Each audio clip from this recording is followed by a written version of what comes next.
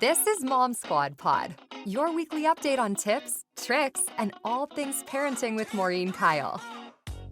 Hi, everyone. Thanks so much for joining us here on the Mom Squad Pod, where we talk all things parenting. And one of my new loyal listeners, my own cousin, pointed out that I'd never introduced myself. I'm Maureen Kyle with WKYC Studios. And joining me today is our Hollie Strano, who joins me a lot on this podcast. Honored to be here. Thank you. Thank you for doing this. And actually, it's Hollie's story that when she was talking to me about this person that she interviewed, it really sparked the, ding, we need to do a podcast on this, because I feel like the couple minutes that we have on TV is just not enough to go into postpartum. And not only postpartum, when I say postpartum, there are women who have an extreme postpartum, going into depression, mood changes. They feel like they've totally lost themselves. And then there's, you and I have talked, I don't feel like I went into postpartum depression, but there was definitely such a hormone switch or life switch. I don't know what it was, but I do. I definitely went through a time after a baby where, 2 weeks before she was born, I was able to go to the grocery store by myself. And now 2 weeks after she's born, I'm timing it around feedings and will she cry? And all of a sudden my life was no longer my own. Yeah. And I think anybody who goes through that switch, it is such just I don't think there's anything bigger in life that changes your life within one instant than having a baby.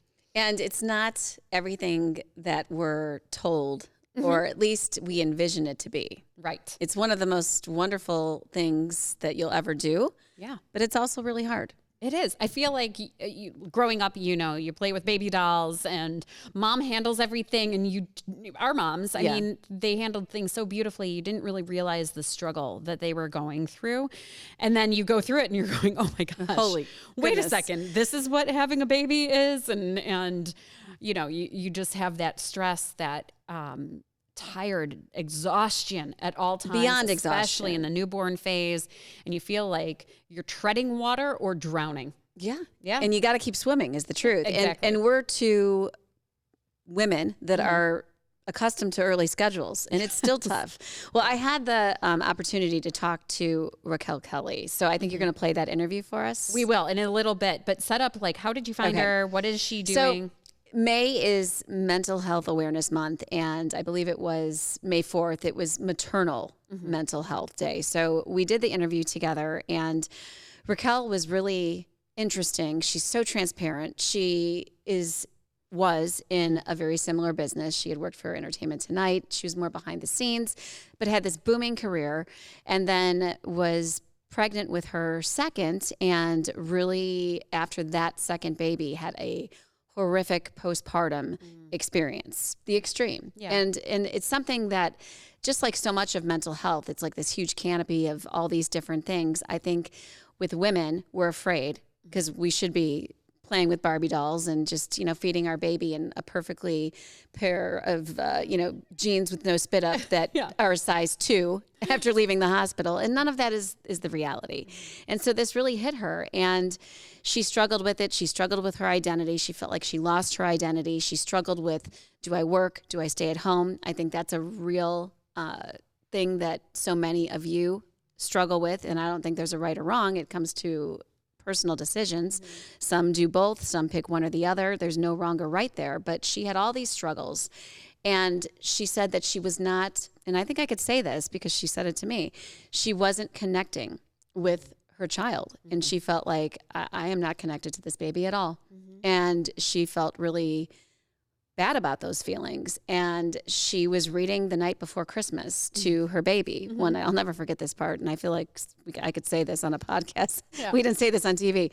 So she's, the night before Christmas, and the baby doesn't understand the words, obviously. And it's a pop-up book, and she's pulling out, and da-da-da-da-da. And so she starts talking and making up her own story.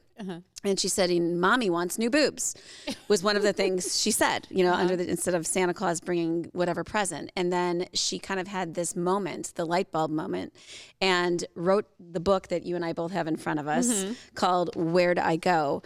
And it's an adult pop-up book that is extremely transparent, funny, all of the above. Yeah. But she wrote it in one night. And it was Christmas Eve that she wrote this book. And I think it was a life-changing moment for her. And since then, she went on to get help.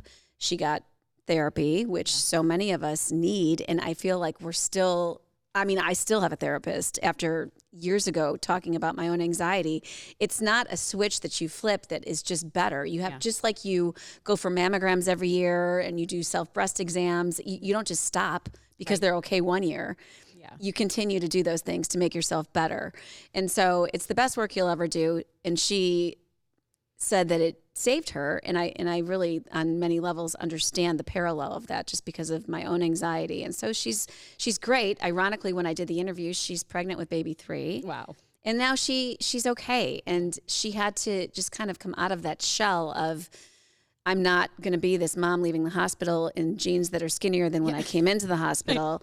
My body's different. You know, it's okay not to connect. There's a lot of moms that don't at first. And these are all things that we all experience differently. Yeah. I loved your conversation with her, and you touch upon a few things there that you did get a chance to sit down and talk to her about. So I want to play for everybody just a portion of that interview with Raquel. So the book is called Where'd I Go? And it's a lift the flat book, not for babies, it's for moms, which what inspired the book was, you know, I had a big career in TV. I was a TV producer at E! Entertainment for 11 years, and then had 2 girls under 2, and my life was flipped completely upside down, right? You think you know, I can handle children, and then I have them, and I mean, everything I had known, I'm like, oh gosh, I don't think this is gonna work anymore. I can't sleep at the office. Like, I can't have Baby Shark rolling. At E! At E! This is not gonna work. So after my second, I suffered postpartum depression really bad. And at this point, I'm not thinking about my career. I'm not thinking about really myself. I'm thinking I'm drowning. I need help.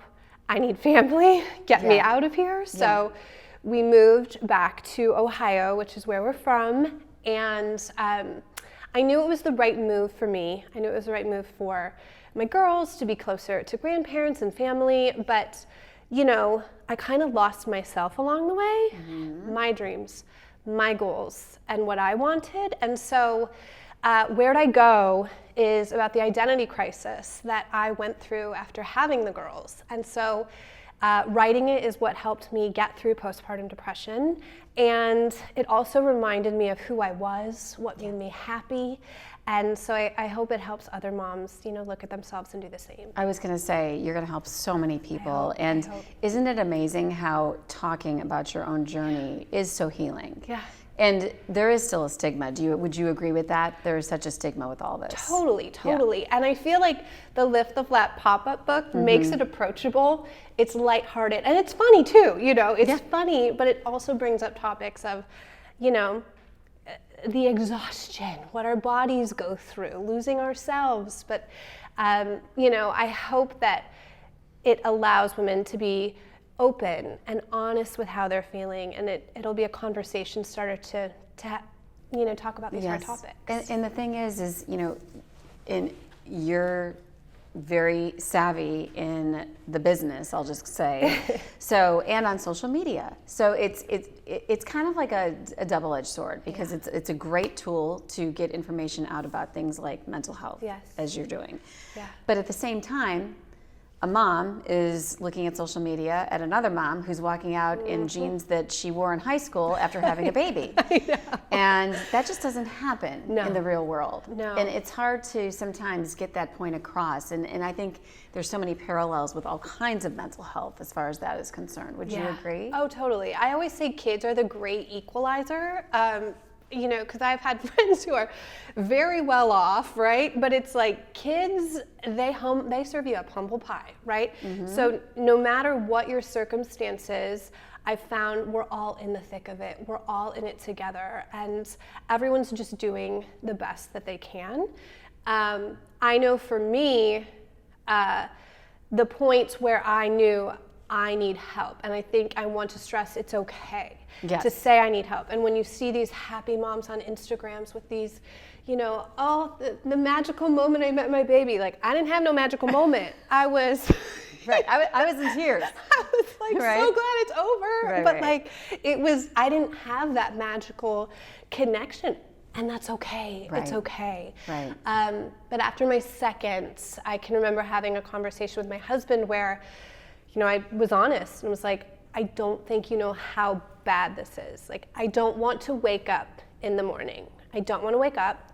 I don't want to be here. When I see her 3-month-old face smile, I feel nothing. I feel no joy. So, I went to see a doctor, and Dr. G, who I still talk to today. I love Dr. G. I go to a therapist to this day. Right? I love Patty. Love Dr. G. I get it. So Dr. G helped me through it, and as well as meditation really, really helped me. Yeah. So bringing up topics in the book was important, but it was also important for me to give readers resources and tools if they were going through this. So a portion of the proceeds go to Mental Health America. We're partnering with them. So if readers scan the QR code on the last page, they'll go to a landing page. They can take the postpartum screening from Mental Health America. It'll route them to resources that will help them. And then they also get a 3-month free subscription to the Mindful Mamas app. Yeah. So, Well, and that is, and obviously we'll be showing all this through this piece. I love how you brought up that you're still seeing Dr. G, because it's, again, for anyone that suffers from, and mental health is so many things, right? Bipolar, postpartum. It's so many things. Anxiety, in my case, it's a lot. We all have triggers. You can't. I don't really believe that you flip a switch. What I often say, at least in my own experience, I don't know if you can relate, is that it's kind of like a work in progress, and you constantly have to work at it. But it's the best work you can do for yourself. it really is. And, yes, I had young kids. Now they're getting older. I'm expecting one more. And how are you doing? I'm good. Okay. I feel like I'm so sick at the beginning, like until week 16, I'm that pretty first part. miserable. Right now I'm just dealing with restless leg syndrome, which it pales in comparison to the nausea. So I'll take it. Right. So I'm halfway there and doing good. But I will say this time around, I know how to handle myself in postpartum. Right, I'm not going to wait till things get bad to call Dr. G. It's like having Dr. G on speed dial, setting those appointments up preemptively. So I'm talking to her throughout it rather than waiting till the storm. Yes. So that's what I'll do differently. And you can get through the storms, is I think the message. And you said it's okay. You basically said, in a sense, you didn't have that connection. But what I think of mental health wise is it's okay to not be okay. It's okay. It really is. And I think we're in a world where we are constantly hit with, you have to be rainbows and unicorns and more than okay. And I so can relate on different levels with my own mental health, because you can be a happy person. I'm really positive, but I have days that aren't okay. Right. So just because I have a day that I'm not smiling from ear to ear doesn't mean I'm not, you know what I mean? Right, totally. So what would you say to someone, I mean, because there's going to be a lot of moms watching this, a lot of moms that maybe are pregnant like yourself, or maybe just had a baby, or have toddlers, or what would you say as far as getting through? And I just want to emphasize too the resources, because I think that there is not a stigma toward it. It's almost like there's a bit of embarrassment about reaching out for something like that. And again, so opposite. Right? Well, I would say too, you need help, but where do I go? Where do I even begin? And when you're in the thick of it with kids, do you have the time? No. And it's expensive and money. So that's why I would say I wanted to partner with Mental Health America, because they do the legwork for you. They can route you to the right people to talk to. And if talking to someone in person is not your thing, there's a lot of apps now that offer, telehealth. That might be an easier route for moms. And I feel like during the pandemic, we've really realized how much of that we can do now. Yes. So I would definitely say confide in your friends, right? I feel like especially your fellow mothers, they're feeling it too, right? So don't be afraid to open up, and maybe they have a resource that they've already used. But just confide in each other and lean on each other, but most importantly, lean on the professionals. There's nothing wrong with it. Yeah. So this is your first book. Yes. And are you looking forward to more in the future? I am. So the next book that, you finish one and then they're already like, where's the next one? Well, sure, this is fantastic. It will be completely about mental health, and it'll be about the analogy that Dr. G gave me to help with my family, about how we all have different glasses that we wear, and we see the world through different lenses. And so that'll be the next book, is really diving into how do we talk about it? How do we talk about it to our children? I want to be able to openly talk about it with my girls. So that'll be the next topic. Dive in a little deeper. I love that. I love that. She is just so fantastic. And I think that the way you guys framed, and you touched on it at the start of this podcast, maintaining mental health. I never thought of it that way. Right. And you're right. We maintain so much, just so many other aspects of our own health. Like we exercise, we take vitamins, and we do that. But what are we doing to maintain the mental health? As women, because let's just be honest, this is pretty much a woman conversation right now. I mean, we go to our OB and we have our pap test every year, and we do all these things. And the brain is one of, to me, the most essential organ in your body. Yeah. It controls everything. Because if you don't have a good mental health frame, it impacts your health. Yeah. And that's the irony. Yeah. And so her and I did talk about that. And it's, to this day, it's amazing to me that is not taken under consideration. I hope that it becomes more so. But yes, I knew you would love her. Yeah. She's so transparent. You would never know. And that's the other thing, is you never know what someone's going through. You look at this woman and you would never, ever in your wildest dreams think she had, that kind of a situation. So I think that you'll love the journey. And what's ironic is the pop-up book is, like I said, it's really transparent. It's funny. There had never been an adult pop-up book to this capacity. Oh, wow. And she was shunned by publishers, and she got a lot of and now they want another book. Yeah. Because it's doing really good. Yeah, as she mentioned. So did she give you any insight? She just said that she is definitely going to continue her journey. And so I believe that it will probably continue with mental health as a woman. Now that she is through the first phase and kind of over that hurdle, I would imagine that she's going to get into maintaining, because it is so important. And you don't always have perfect days, even once you've come to the realization that you need help. Right. Does that make sense? Yeah, absolutely. I want to read just a couple of the pages from the book too, just because for anybody listening and you're going, a pop-up book? And it's great. How does this work? And it's so tongue in cheek. And I feel like this is, I know we talked about it on air. I feel like this is one of those pop-up books that you put in, if you go to a baby shower. Yes. You put it in mandatory there because it's funny. But then what if it strikes a chord with somebody and they go, oh my gosh, I'm feeling that way. And it's totally fine. This is normal. And so I flipped open to the page where it says, peekaboo baby, what do you see? I can see you, but is that really me? And it's a woman in the mirror with the post baby belly over the underwear. And then you flip it up and it says, bye-bye favorite blue jeans. Hello, baby blues. Am I losing myself as I get to know you? Yeah. And I just got goosebumps. I know. And so it's, I like the part about bye-bye favorite jeans, because I keep all those jeans in my drawer because I'm like, I'm getting back into those one day. But I was in 8th grade and wore those, but they're going to fit. But then at the same time, like I said at the beginning of this, I didn't go through extreme postpartum depression. No, I didn't either. Defined. And, but I still, when it says, I'm getting to know you, but I'm losing me. And it's like, it is a totally different version of me. And I think we joke about it all the time. Like, oh, me back in my club days when I was able to, party all night. But now I'm in my sweats on a Friday night watching Dateline, drinking wine. We joke about it, but we do become a new version of ourselves. It's true. And we evolve.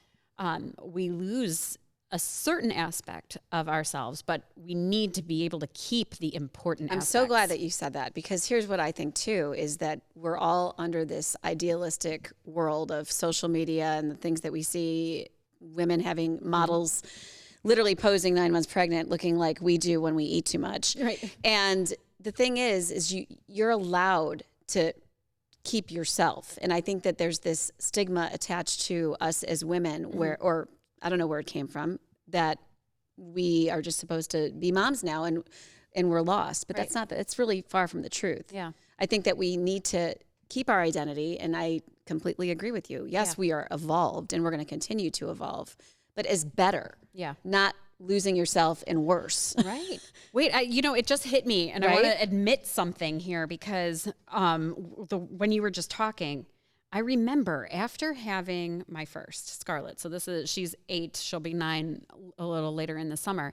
I remember coming back to work and thinking, okay, well, now I have to go back to exactly who I was. I don't want them to see me as a mom. Mm-hmm. I just don't want them to look at me and go, oh, well, she's a mom and she's going to be not serious about not work. Fun or not right, exactly. Or like, just I didn't want the stereotype of mom.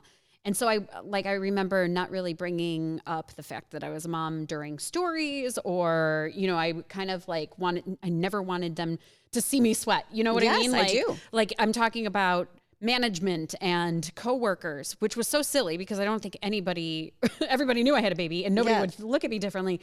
But it was that own internal switch of, I don't want to be seen as a mom. I still want to be seen as this somebody vibrant, this serious career woman who, is here every day, all day, working hard and whatever. And then it took a year or two, and maybe it took the second baby. I don't know. But then I got over it, and here I am doing a podcast and covering parenting stories. Yes, because I think it is important. Because you have evolved. I mean, I have a moment that flashes in my brain, and it might be a little TMI, but I was at the grocery store, and it was after I had Jessica, and I breastfed both my kids through their first year. They were both born early, and so it was really important to me. And I happened to be really lucky where breastfeeding came very easy to me. I know a lot of moms struggle with that. My sister struggles with it, and she wouldn't care that I say this. She doesn't like it, and that's okay. Yeah. So that's a personal decision. Anyway, I'm in the grocery store line, and I'm in 3 sweatshirts sweating, afraid that I'm going to leak. Yeah. So I'm just, oh my gosh, what if someone sees that? And again, I'm thinking, why am I so afraid? Okay, there has to be other mothers in this store. And if that did happen, if a baby cries or something, it's okay. Yeah. But it's getting over those humps and hurdles and realizing that it really is okay. I have a page that I'm going to read from. Read one of your pages. So again, so the page basically has the toilet up, and the toddler at this point is in there pointing at the toilet. And it says, "There you go, sanity, swept down the drain. Nothing's tested me more than this kid that I train." You open up the little flap, and it's the one that I think every one of us can relate to, of trying to get our kids dressed. Yes. A day with no meltdown? Nope, not a chance. My hardest workout now is getting on these pants. And so how many of you have chased around naked baby? I'm still doing it. My kids should be dressed, but to a degree. Right? I mean, I've got socks and stuff everywhere. So my gosh, we all deal with it, and it's so true. It's so true. And those moments are so frazzling.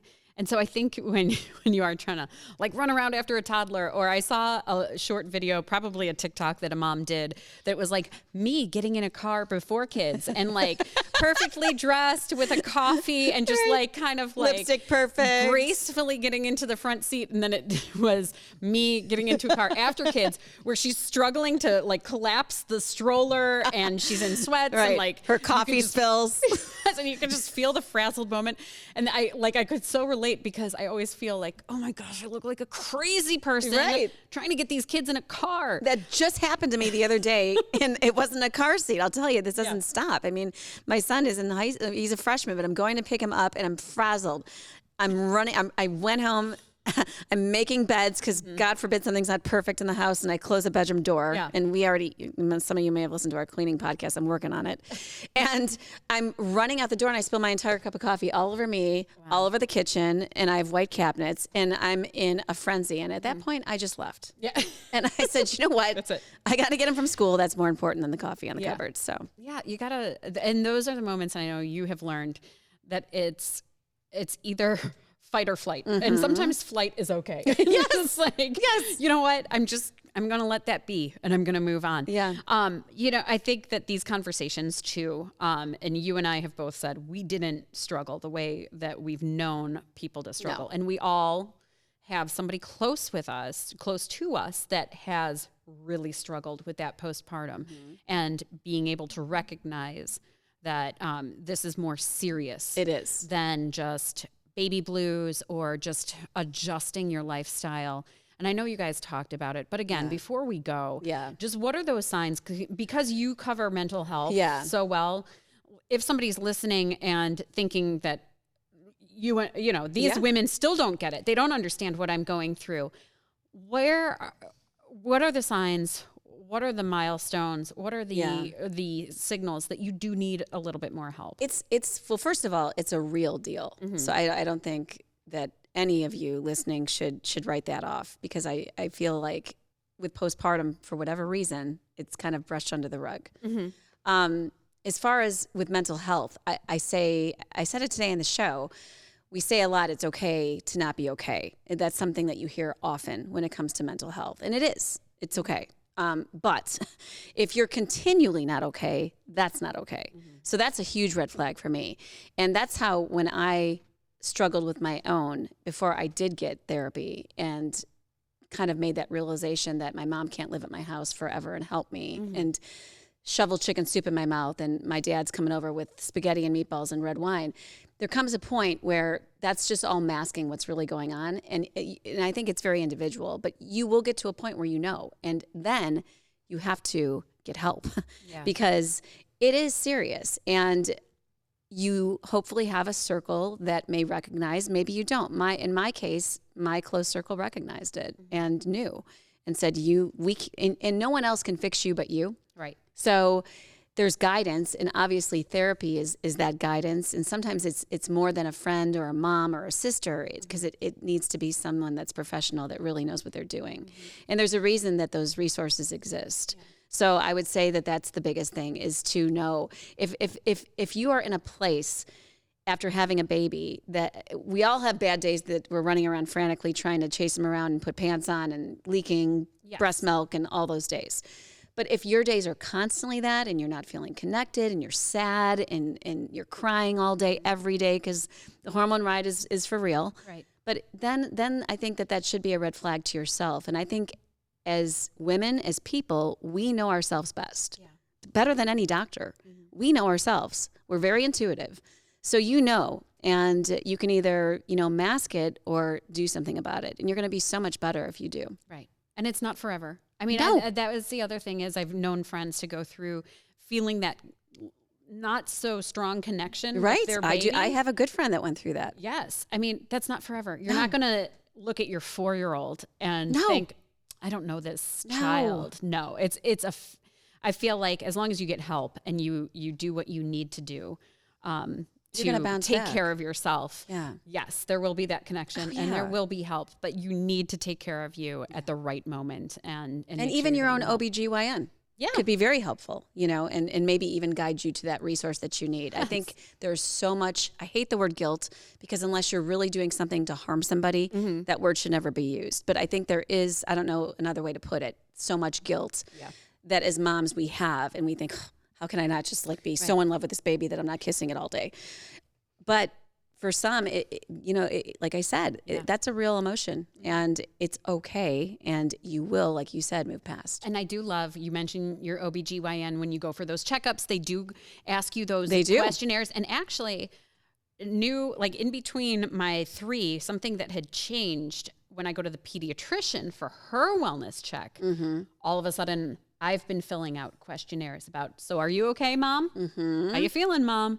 So they're trying. They're trying to be honest with those doctors, because they can provide the help. Yeah, they won't know unless you tell them. Yeah. Like I said moments ago, you know you the best. And if you don't share, if let's just put it this way, if you seek out therapy and you go in there and say, I'm great, it's not going to do you a world bit of good. Exactly. Masking, the way you put it. I love the word masking. Yeah, because we put up the masks, the walls, and all those things because we're afraid. You got to be real honest. Yeah. I feel like we could talk about this forever, especially since, Hollie, you're such an expert on all of the mental health stuff. So thank you so much. I hope that this really did help somebody out there. Or if you know somebody who's about to have a baby or just had a baby, please share this podcast with them, just to let them know that it's a tribe. We are a village. We are here. It takes a village to raise a family and to get through it all together. Yes. So. All right. Well, thanks so much for joining us. Thanks for having me. Thanks, Hollie. And we will see you back here on the Mom Squad pod next time. Thanks for listening to Mom Squad Pod with Maureen Kyle from WKYC Studios. Subscribe now so you never miss an update. And find more on everything you heard here on WKYC.com and on the WKYC app.